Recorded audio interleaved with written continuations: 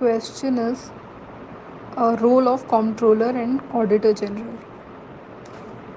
तो सबसे पहले कोई भी कैग का अगर क्वेश्चन आता है तो उसमें आर्टिकल 148 से स्टार्ट करेंगे कि आर्टिकल 148 में कैग मेंशन्ड है, ये कॉन्स्टिट्यूशनल बॉडी है और आर्टिकल 148 से लेकर आर्टिकल 151 तक इसके रिलेटेड प्रोविजंस हैं. अब कंट्रोलर एंड ऑडिटर जनरल होता क्या है? तो फर्स्टली ये कॉन्स्टिट्यूशनल बॉडी है और जो कैग होता है वो हेड होता है इंडियन ऑडिट और अकाउंट्स डिपार्टमेंट का. तो बेसिकली ये पब्लिक पर्स को प्रोटेक्ट करने का काम करते हैं और जो भी फाइनेंशियल सिस्टम है कंट्री में, चाहे वो सेंटर का हो या स्टेट का, उसको मैनेज करने का काम, उसको ऑडिट करने का काम कैग का होता है.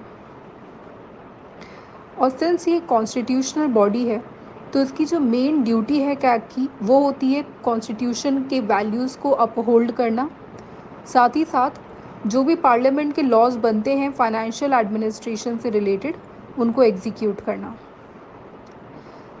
सिंस इसका इतना इम्पॉर्टेंट रोल होता है इसीलिए B.R. अम्बेडकर ने कैग को most important officer under the constitution of India की उपाधि दी है.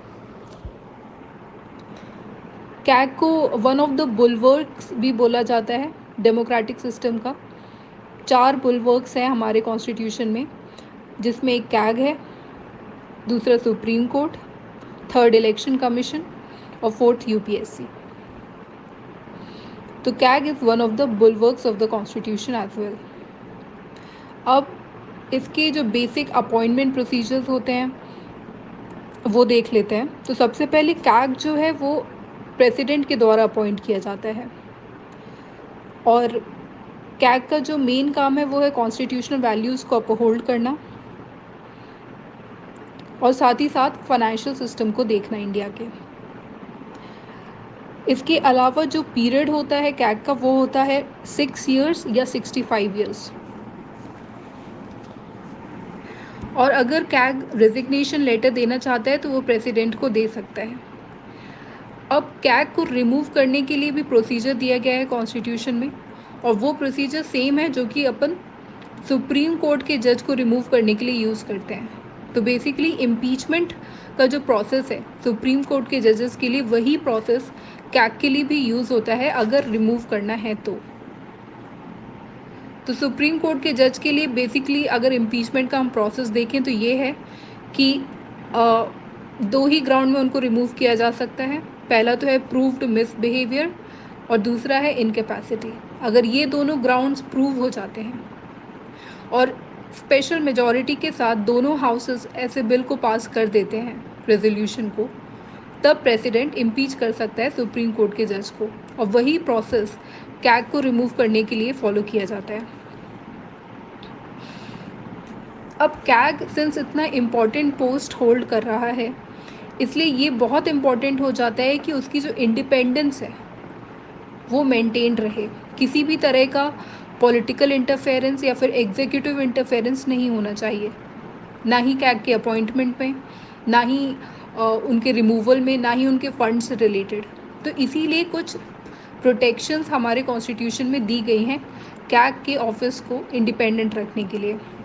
तो पहला तो है सिक्योरिटी ऑफ टेन्योर. 6 years या 65 years का इनको सिक्योरिटी ऑफ टेन्योर होता है और इनको रिमूव करने का जो प्रोसेस है वो बहुत ही डिफ़िकल्ट है. इम्पीचमेंट का जो प्रोसेस है वो इतना डिफ़िकल्ट है कि कभी भी आज तक सुप्रीम कोर्ट के जज तक को नहीं इम्पीच कर पाए हैं और कैग के लिए तो कोई ऐसा प्रोसेस स्टार्ट ही नहीं हुआ है कभी. तो इनकी जो सिक्योरिटी ऑफ टेन्योर है वो दी गई है. साथ ही इसका मतलब ये भी है कि भले ही प्रेसिडेंट इनको अपॉइंट करता है लेकिन प्रेसिडेंट अपने प्लेजर के हिसाब से रिमूव नहीं कर सकता है कैग को. उसके लिए पूरा प्रोसेस जो इम्पीचमेंट का होता है वो फॉलो करना पड़ेगा. साथ ही जो कैग होता है वो कोई भी फर्दर अपॉइंटमेंट के लिए एलिजिबल नहीं होता है. मतलब जब कैग रिटायर हो जाता है तो उसको सेंट्रल या स्टेट गवर्नमेंट में कोई और पोस्ट में नहीं रखा जा सकता. ये इसलिए किया जाता है ताकि इस पोस्ट की इंडिपेंडेंस बनी रहे, कभी भी किसी के फेवर या फियर में वो काम ना करे और किसी भी इंसेंटिव के लिए ना काम करे। साथ ही इनके जो एडमिनिस्ट्रेटिव एक्सपेंसेस होते हैं कैग से रिलेटेड, कैग के ऑफिस से रिलेटेड, वो चार्ज अप, उसको बोलते हैं charge on the consolidated fund of India. Charge upon the consolidated fund of India का मतलब ये है कि ये वाला जो भी एडमिनिस्ट्रेटिव एक्सपेंस है कैग से रिलेटेड, इसको पार्लियामेंट वोट नहीं करता, ये वोटेबल नहीं होता है। जैसा पास किया जाता है वैसे ही अप्रूव करना पड़ता है इसमें। तो ये इसकी इंडिपेंडेंस को मेंटेन करता है। साथ में जो इनकी जो सैलरी होती है या फिर जो सर्विस कंडीशंस होती हैं वो पार्लियामेंट डिटरमाइन करता है, लेकिन ये जो भी इनके पर्क्स होते हैं, सैलरी होती है, इनके डिसएडवांटेज के लिए हम लोग कम नहीं कर सकते हैं। तो ये सारे प्रोविजंस ये इंश्योर करते हैं कि कैग एक इंडिपेंडेंट बॉडी बनी रहे। अब इसकी ड्यूटीज़ और पावर्स क्या होते हैं? तो सबसे पहले तो कॉन्स्टिट्यूशन में इतना ही प्रोविज़न दे रखा है, और इसके जो ड्यूटीज़ और पावर्स के लिए इसमें ये मेंशन है कि पार्लियामेंट डिसाइड करेगा। इसीलिए पार्लियामेंट ने इनैक्ट किया है CAG's duties powers and conditions of service act 1971। अब ये जो कैग एक्ट है 1971 का, इसके अंडर इसके जो स्पेसिफिक ड्यूटीज़ और पावर्स हैं वो मेंशन्ड है। वो ड्यूटीज़ और पावर्स क्या हैं? पहला तो ये है कि जितना भी कंसोलिडेटेड फंड ऑफ इंडिया से एक्सपेंडिचर जाता है उससे रिलेटेड, या फिर कंसोलिडेटेड फंड ऑफ स्टेट्स के जो होते हैं या फिर यूनियन टेरिटरी के होते हैं, इन सारे जो कंसोलिडेटेड फंड्स हैं इनका जो भी एक्सपेंडिचर होता है ये कैग ऑडिट करता है। तो यहाँ पे एक तो इम्पॉर्टेंट बात ये समझना है कि कैग का जो ऑफिस है वो सेंटर और स्टेट के कंसोलिडेटेड फंड्स को ऑडिट करता है, दोनों के लिए एक ही पोस्ट है। साथ ही ये कंटिजेंसी फंड ऑफ इंडिया और पब्लिक अकाउंट ऑफ इंडिया के भी एक्सपेंडिचर को ऑडिट करता है। और साथ में जो कंटिजेंसी फंड ऑफ स्टेट होता है या फिर पब्लिक अकाउंट ऑफ स्टेट होता है वो भी ऑडिट करता है। मतलब ये जो सारे फंड्स हैं, कंसोलिडेटेड फंड हो गया या फिर कंटिजेंसी फंड हो गया, ये सारे ऑडिट होते हैं, वो कैग के अंडर आता है ये सारे काम। स्पेसिफिक जो डिपार्टमेंट्स होते हैं गवर्नमेंट के, जो ट्रेड से रिलेटेड है, मैन्युफैक्चरिंग से रिलेटेड हैं, जिनका कुछ प्रॉफिट लॉस हो रहा है, बैलेंस शीट्स जो होती हैं डिपार्टमेंट्स की, वो भी कैग के अंडर ही आती हैं। ये सब ऑडिट जो होता है वो कैग करता है। इसके अलावा जो गवर्नमेंट बॉडीज़ होती हैं या फिर अथॉरिटीज़ होती हैं, गवर्नमेंट कंपनीज़ होती हैं या फिर कॉरपोरेशंस होते हैं जो कि गवर्नमेंट से रिलेटेड होते हैं या फिर उनकी जो फंडिंग है वो गवर्नमेंट कर रहा है, तो उसके भी जो ऑडिट्स होते हैं, जो भी रिसीट्स होती हैं, उनके जो भी एक्सपेंडिचर होते हैं ऐसे कंपनीज़ के या बॉडीज़ के, वो भी कैग ऑडिट करता है।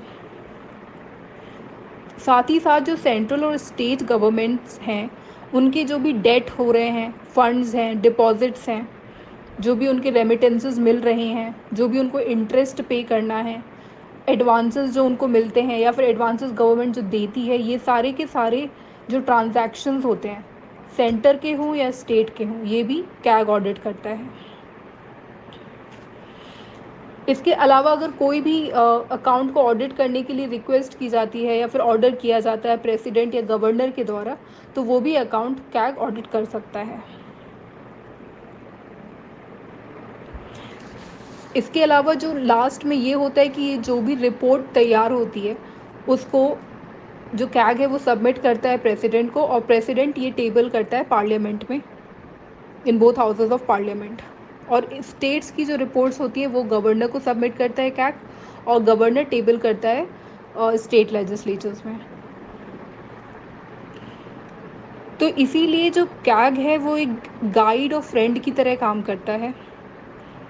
स्पेशली कमिटीज़ को भी हेल्प करता है, जैसे पब्लिक अकाउंट्स कमेटी हो गई या फिर एस्टिमेट्स कमेटी हो गई, इनकी भी जो हेल्प है वो कैग करता है। तो इसलिए गाइड, फ्रेंड, फिलोसोफर, ये सारे जो काम हैं पब्लिक अकाउंट्स कमेटी के लिए वो कैग करता है। सारी की सारी हेल्प उसको प्रोवाइड करता है। टेक्निकल कोई हेल्प अगर हो या फिर कुछ भी फंडिंग से रिलेटेड कोई भी हेल्प चाहिए हो तो वो कैग प्रोवाइड करता है। ये लास्ट में ये इम्पॉर्टेंट है कि जो कैग है वो कौन कौन सी रिपोर्ट्स सबमिट करता है प्रेसिडेंट को। तो कैग जो है 3 रिपोर्ट्स, ऑडिट रिपोर्ट्स होती हैं, वो प्रेसिडेंट को सबमिट करता है। First, audit report on appropriation accounts. दूसरा है audit report on finance accounts. और थर्ड है audit report on public undertakings. तो अप्रोप्रिएशन अकाउंट्स कौन से होते हैं? जो भी कंसोलिडेटेड फंड से अप्रोप्रिएट किए जाते हैं फंड्स, उनका जो एक्सपेंडिचर है वो सही तरीके से हुआ कि नहीं हुआ, ये वाला जो भी ऑडिट है ये अप्रोप्रिएशन रिपोर्ट में रहता है। दूसरा हो गया फाइनेंस अकाउंट से रिलेटेड, जो भी एक्सपेंडिचर है, कंटिजेंसी फंड से रिलेटेड हो या फिर कोई से भी फंड से रिलेटेड हो, कोई भी ट्रांजैक्शंस हो गवर्नमेंट के, वो होते हैं audit report on finance accounts में। और जो थर्ड रिपोर्ट होती है audit report on public undertakings, तो जो भी PSUs हैं उनके जो भी अकाउंट से रिलेटेड ट्रांजैक्शंस हैं, जो भी उनका अंडर ट्रांजैक्शंस हुए हैं या फिर रिसीट एक्सपेंडिचर से रिलेटेड कोई भी इंफॉर्मेशन है, प्रॉफिट्स क्या हैं, लॉसेस क्या हैं, इन सब की जो डिटेल्स होती हैं ये audit report on public undertakings में होती हैं। और जब ये कैग सबमिट कर देता है ये रिपोर्ट्स, इसके बाद में जो पब्लिक अकाउंट्स कमेटी होती है ये एग्जामिन करती है रिपोर्ट्स को और इनकी जो फाइंडिंग्स है वो पार्लियामेंट को बताती है। तो इसीलिए यहाँ पे पब्लिक अकाउंट्स कमेटी की जो हेल्प है वो कैग करता है। और ये इम्पॉर्टेंट है कि कैग उसकी हेल्प करे ताकि इन दोनों का जो रिलेशन है वो एक बेनिफिशियल भी होना चाहिए और अकाउंटेबल भी होना चाहिए।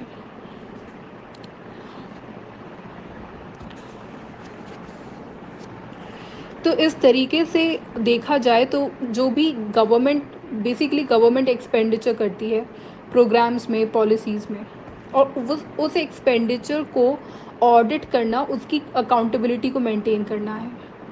तो जो भी एक्सपेंडिचर गवर्नमेंट या फिर एग्जीक्यूटिव कर रही है वो सही तरीके से हुआ कि नहीं हुआ, जो अथॉरिटी ऑथराइज्ड थी उसको करने के लिए उसी अथॉरिटी ने किया कि नहीं किया, जितना पैसा लीगली उस प्रोग्राम को प्रोवाइड किया गया था उतना ही पैसा दिया गया, उससे ज़्यादा तो नहीं दिया गया। ये सारे के सारे ये जो भी इश्यूज़ होते हैं ये सब कैग देखता है, ऑडिट करता है। इसीलिए ये एक अकाउंटेबिलिटी मेंटेन करता है एग्जीक्यूटिव की, स्पेशली फाइनेंशियल एडमिनिस्ट्रेशन में। तो कैग एक बहुत ही इम्पॉर्टेंट कॉन्स्टिट्यूशनल बॉडी हो जाती है to maintain the accountability of the executive और द गवर्नमेंट। और साथ ही इसीलिए कैग को पार्लियामेंट का एजेंट बोला जाता है, क्योंकि पार्लियामेंट का काम है एग्जीक्यूटिव को रिस्पॉन्सिबल और अकाउंटेबल बनाना, और कैग उस काम में पार्लियामेंट की हेल्प करता है। And therefore CAG is only responsible to the parliament. CAG सिर्फ पार्लियामेंट के लिए रिस्पॉन्सिबल है, एग्जीक्यूटिव के लिए रिस्पॉन्सिबल नहीं है। तो कैग का बेसिकली काम क्या है कि पहले तो जो लीगली फ़ंड अवेलेबल हुआ है वही उतना ही एक्सपेंड हो रहा है कि नहीं हो रहा है, जो अथॉरिटी जो ऑथराइज्ड थी उसको एक्सपेंड करने के लिए वही एक्सपेंडिचर कर रही है कि नहीं कर रही है, ये सब देखता है। तो ये बेसिक काम है, ये मैंडेटरी है कि लीगली अवेलेबल फ़ंड है कि नहीं है, और जो अथॉरिटी जो डिसाइडेड थी, जिसको ऑथराइज़ किया गया था ये एक्सपेंडिचर करने के लिए, वही अथॉरिटी कर रही है कि नहीं कर रही। ये दो काम ऑडिट करना कैग के लिए मैंडेटरी है। इसके अलावा कैग जो है प्रॉपर्टी ऑडिट भी करता है। इसका मतलब कि जो भी एक्सपेंडिचर किसी भी डिपार्टमेंट या फिर किसी भी ऑफिसर, किसी भी स्कीम के लिए किया गया है, वो एक्सपेंडिचर जो था वो सही था कि नहीं था, इतना करना चाहिए था कि नहीं करना चाहिए था, उसमें जो भी एक्सपेंडिचर हुआ है उसमें प्रॉपर विजडम लगाया गया है कि नहीं लगाया गया है, इकोनॉमी के हिसाब से किया गया है कि नहीं किया। ऐसा तो नहीं कि आपको जितना फ़ंड मिला था आपने एक ही काम में लगा दिया, या फिर उससे रिलेटेड जो काम है वो नहीं किए, प्रॉपर तरीके से नहीं किया, एथिकल नहीं था। तो ये सारी की सारी जो चीज़ें हैं ये प्रॉपर्टी ऑडिट में आ जाती हैं। लेकिन प्रॉपर्टी ऑडिट जो होता है वो मैंडेटरी नहीं होता है, it is not obligatory on the CAG. अगर कैग चाहे तो कर भी सकता है ये ऑडिट, नहीं चाहे तो नहीं भी कर सकता है।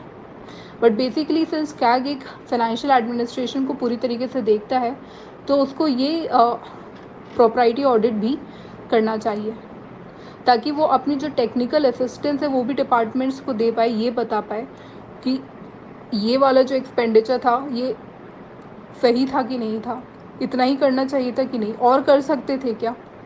ये सारी जो चीज़ें हैं बेसिकली, ये भी अपना जो टेक्निकल एक्सपर्टीज़ है ये दे सकता है डिपार्टमेंट्स को।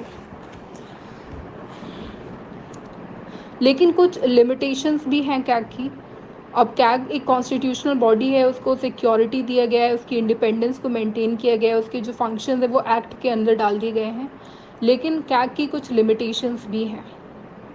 पहला तो ये है कि जो सीक्रेट सर्विस के जो एक्सपेंडिचर होते हैं वो कैग नहीं ऑडिट कर सकता है।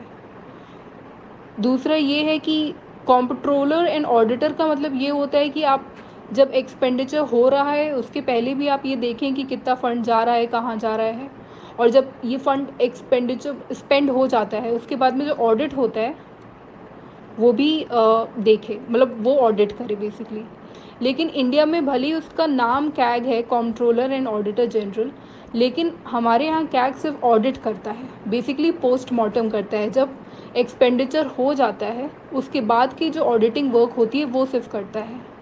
लेकिन उसके पहले जो होता है प्रोसेस कि कितना फ़ंड निकल रहा है, कहाँ से निकल रहा है, अप्रोप्रिएशन कैसे हो रहा है, उसका कहाँ जा रहा है, कौन से डिपार्टमेंट में कितना हो रहा है, ये जो पहले के जो काम है वो नहीं देखता है हमारे यहाँ कैग।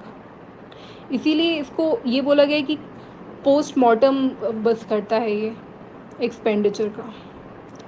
लेकिन दूसरे कंट्रीज़ में, फॉर एग्जांपल यूनाइटेड किंगडम में क्या होता है कि जो वहाँ का ऑडिटर होता है वो साथ ही साथ पहले जब एक्सपेंडिचर हो रहा होता है उसके पहले भी जो फंड्स निकलते हैं उसको भी वो देखता है कि पब्लिक एक्सचेकर से कितना फ़ंड निकल रहा है, एग्जीक्यूटिव ड्रॉ कर सकता है ये फ़ंड कि नहीं कर सकता है। ये सारी जो चीज़ें हैं ये यूके में ऑडिटर देखता है, लेकिन इंडिया में सिर्फ पोस्टमार्टम होता है। तो ये भी दूसरी लिमिटेशन हो गई। इसके अलावा जो पब्लिक कॉरपोरेशंस है उनकी ऑडिटिंग जो होती है वो लिमिटेड है कैग के पास में। सारे जो पब्लिक कॉरपोरेशंस होते हैं उनकी ऑडिटिंग नहीं कर सकते कैग। फॉर एग्ज़ाम्पल LIC हो गया, RBI हो गया, स्टेट बैंक ऑफ इंडिया हो गया, फूड कॉरपोरेशन ऑफ इंडिया, ये सारी की सारी जो बॉडीज़ हैं ये पब्लिक बॉडीज़ हैं।